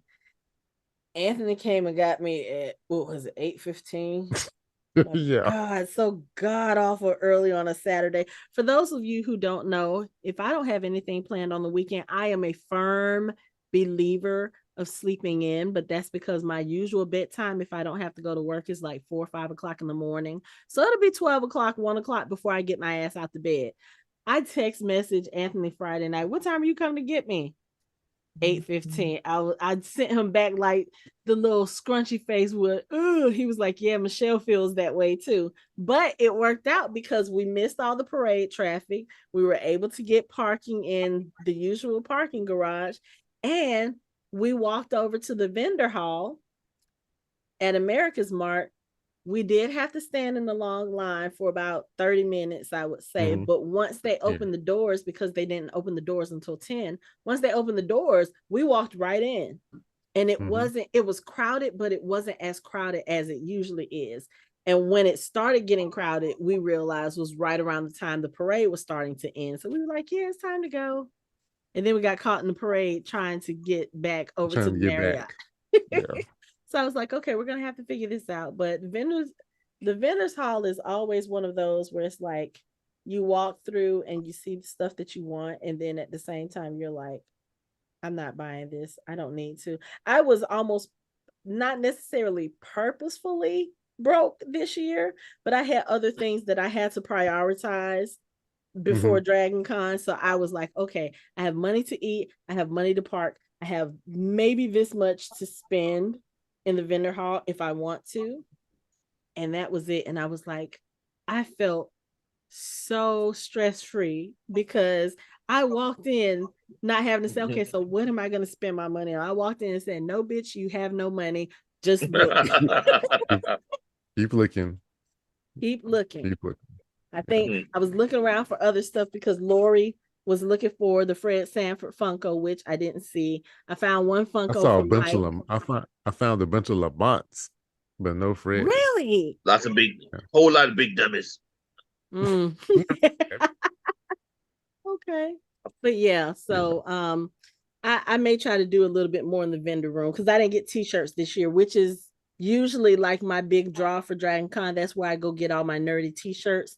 But I didn't this year. But my t-shirt supply is like I still have a lot, but they're all t-shirts that I've worn multiple times now. So I need some fresh stuff. So that'll probably be my Dragon Con thing for next year. I'm gonna find me some new t-shirts.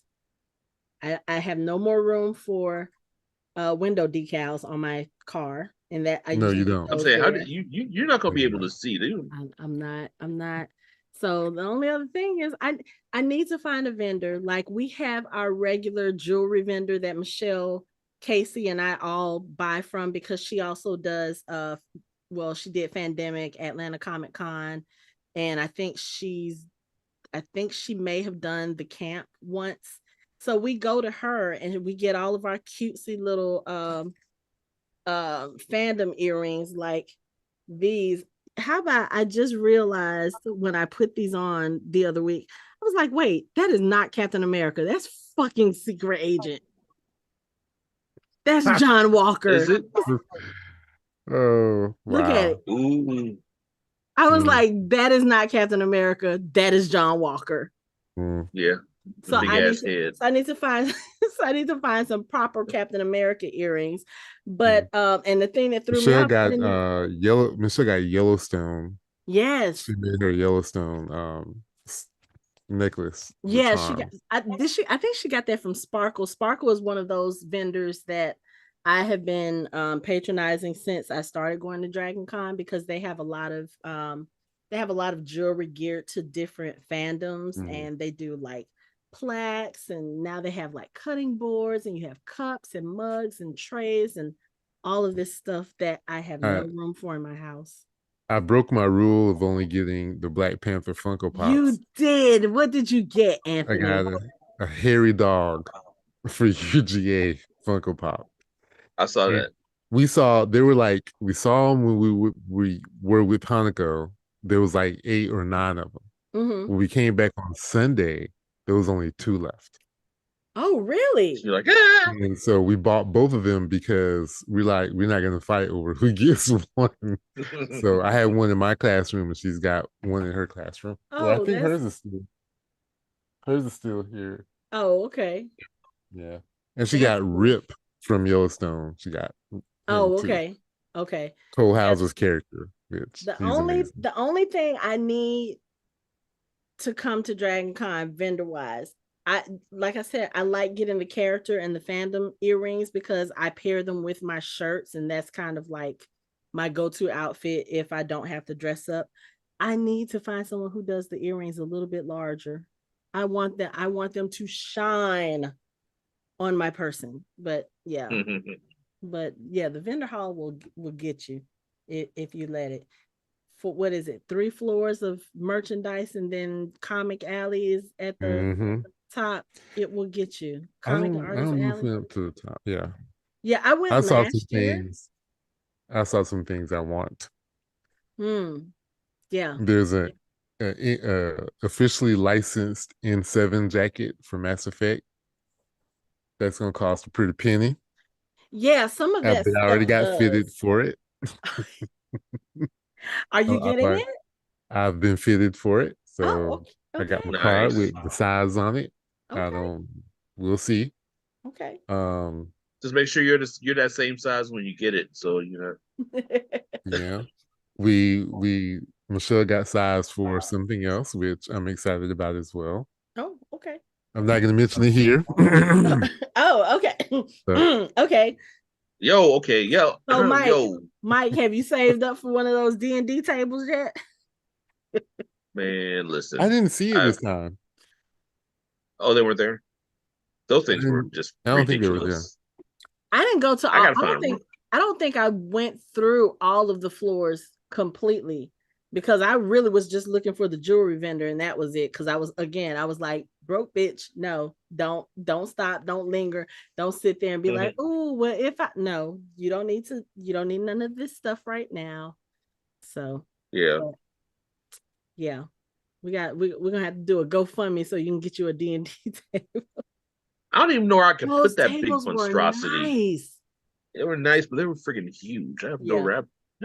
I live in a townhouse. I don't even live in like I got it. No, I ain't got room for that shit. I want it. I was ain't got room for it. Okay. Shit. Got to mention. I actually saw another one of my I should have mentioned what you said. I saw another one of my TikTok followers in the wild at Oh, you Dragon know what? Con. I saw your picture. I did see Yeah. your picture. So was Yeah, that Geeky somebody Rider who lives 1138. here? She was huh? Is that someone who lives here? Yeah. Oh, okay.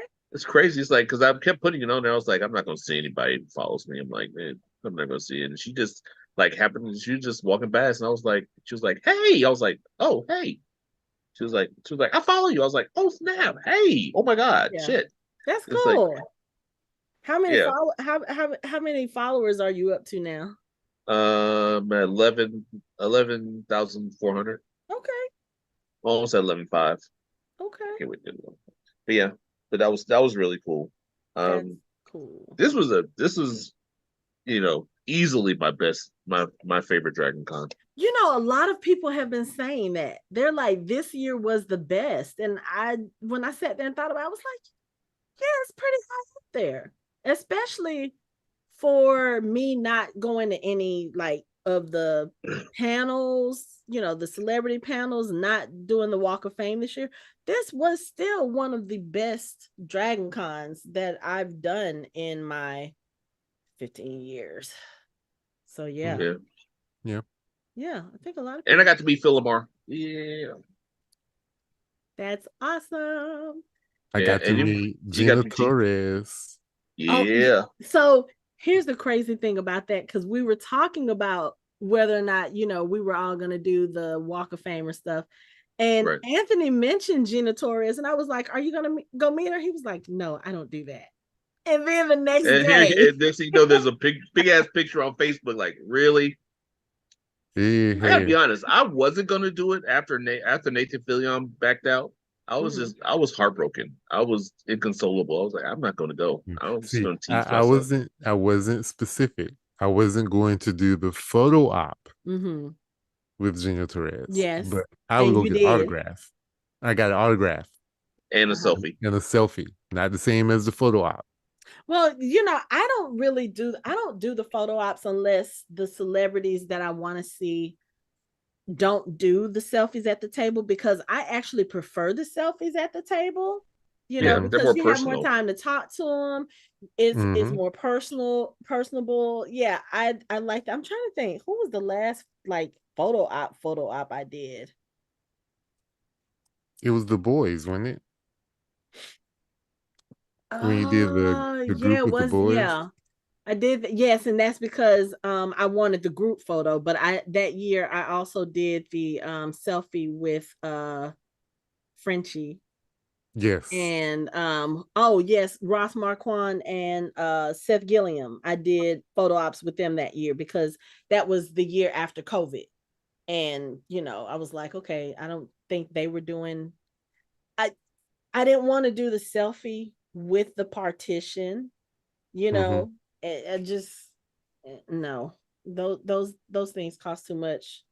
And there was somebody else that year that I wanted to do the selfie with, but they were behind the partition and they were wearing the mask, and even though they were behind the partition, they weren't going to take the mask on. I was like, I'm not paying $100 for that.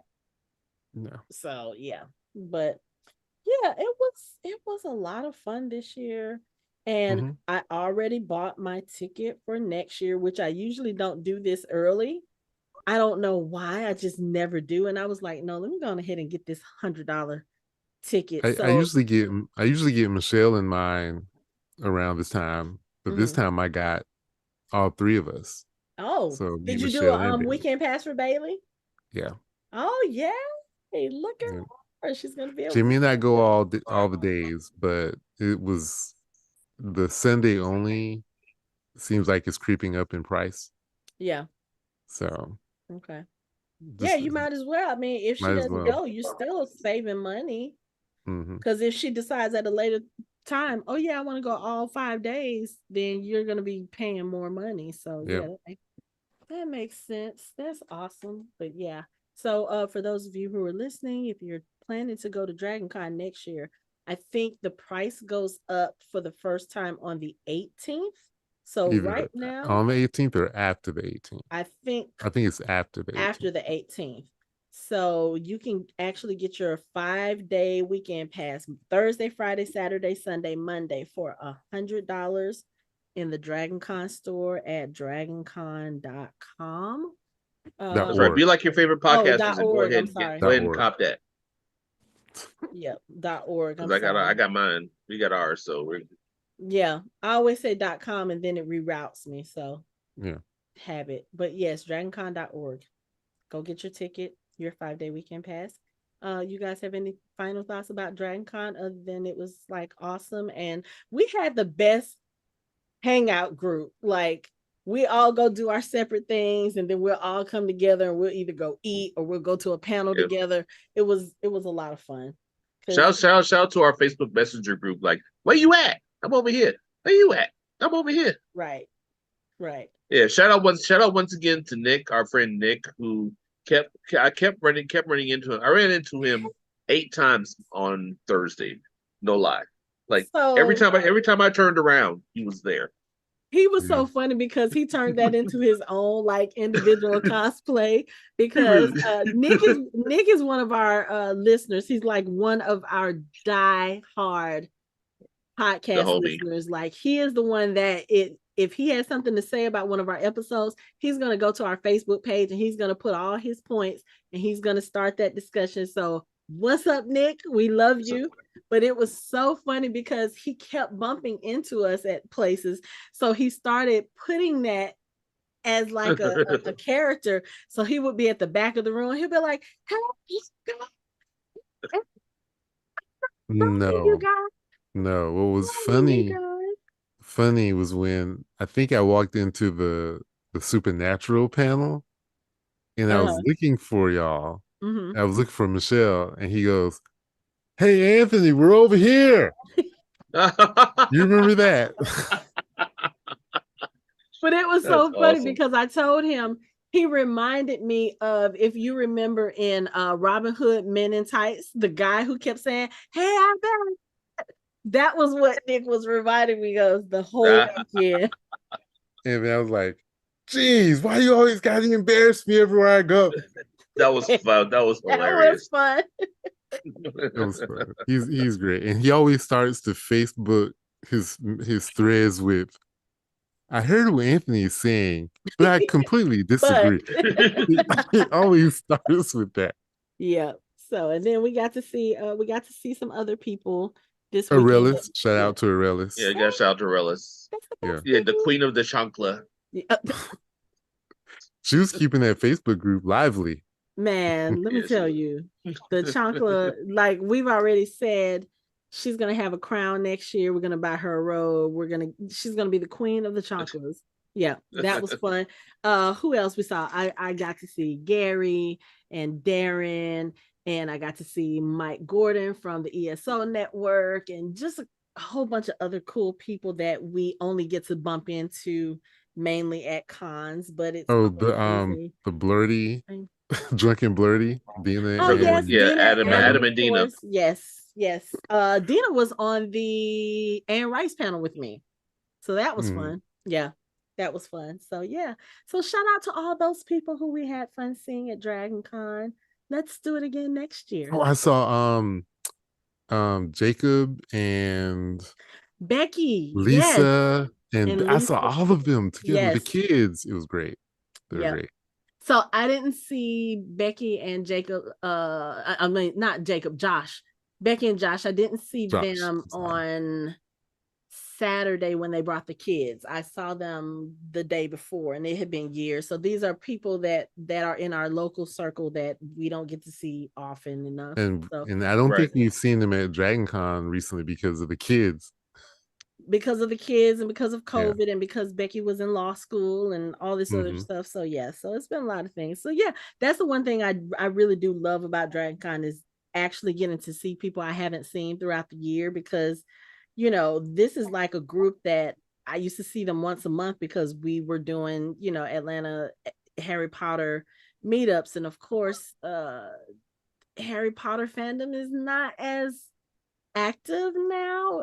That was one of the things about Bailey's photo shoot that did make me sad, because that group was so small compared to what it's been, In the in past. previous years. And then also there wasn't a lot of Harry Potter programming on the track, which I understand, but it still makes me sad because Harry Potter was the whole reason I came to Dragon Con in the first That place. was your gateway. That was my Mhm. gateway into this euphoria that is Yeah. my home away from home. So And we are That's a good and point.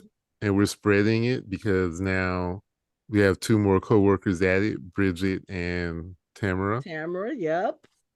Yep. And Bridget she's already texted me with her costume ideas for Yes, next I year. saw her So the other day and she was like, I'm already getting my costume yep. ideas ready for next year. Like, Yep. wow. So She's going in full steam ahead. yep, yep. So it's like I said, it's been fun to be able to use this as a way to reconnect, because I used to work in the same office with Tamara, and now because I changed positions, I don't get to see her as often. So it was fun. I think they were at the Shadow and Bone panel, so we got to all sit there and watch Shadow and Bone. So yeah, I like that.